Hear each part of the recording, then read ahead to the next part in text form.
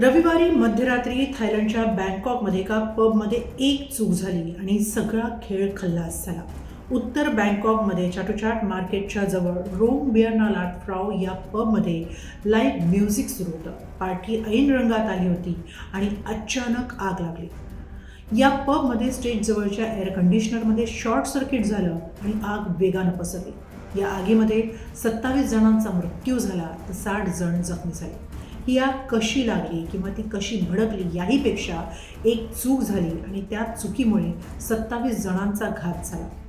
मुळात या पबमध्ये जेव्हा आग लागली तेव्हा तिथं ज्वलनशील साहित्याचा वापर डेकोरेशनसाठी करण्यात आला होता आणि तेच साहित्य ही आग वेगानं पसरण्यास कारणीभूत ठरली.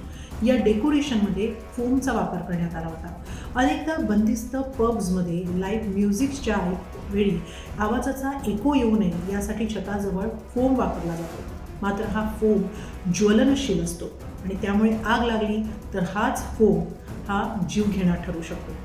याशिवाय जेव्हा आग लागली तेव्हा या पबमधले लोक बाहेर पडण्याऐवजी आतल्या बाजूला पळाले. का? तर या पबला खरं म्हणजे 4 दरवाजे होते. तरीसुद्धा लोक आत का पळाली? तर या पबला जो बाहेर जाण्याचा एक मार्ग होता, आपत्कालीन मार्ग जो होता, एक्झिट डोर होता, तो बंद होता. तर दुसऱ्या एका मार्गामध्ये बिअरचे क्रेट ठेवण्यात आले होते आणि त्यामुळे तिथून लोकांना पळून जाता आलं नाही. अनेक लोक आग लागली तेव्हा गोंधळून गेले आणि पबच्या मागच्या बाजूला गेले, तर अनेक जण वॉशरूममध्ये गेले. वॉशरूम बंदिस्त असते, तिथले दरवाजे अनेकदा प्लास्टिकचे असतात आणि त्यामुळे जेव्हा आग लागली तेव्हा आगीमुळे निर्माण झालेल्या धुरामुळे गुदमरून या अनेकांचा मृत्यू झाला. आग खरं तर अर्ध्या तासात विझवण्यात यश आलं होतं.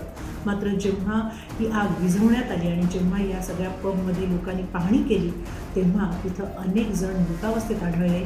ते या वॉशरूममध्येच मृतावस्थेत आढळले होते. मुंबईमध्ये सुद्धा 2017मध्ये अशीच एक घटना घडली होती. लंडन टॅक्सी या क्लबमध्ये जेव्हा आग लागली तेव्हा अनेकांनी वॉशरूममध्ये जात होती आणि तिथेच त्यांचा घात झाला होता. 14 जणांचा त्यात मृत्यू झाला होता. त्यामुळे जेव्हा केव्हा तुम्ही एखाद्या पबमध्ये गेलात आणि खरं म्हणजे असं घडू नये, पण जर आग लागली तर लक्षात ठेवा, वॉशरूम किंवा बंदिस्त ठिकाणी जाऊ नका. त्या पबमधून लवकरात लवकर बाहेर पडता येईल याचा विचार करा आणि त्याप्रमाणे स्वतःची सुटका करून घ्या.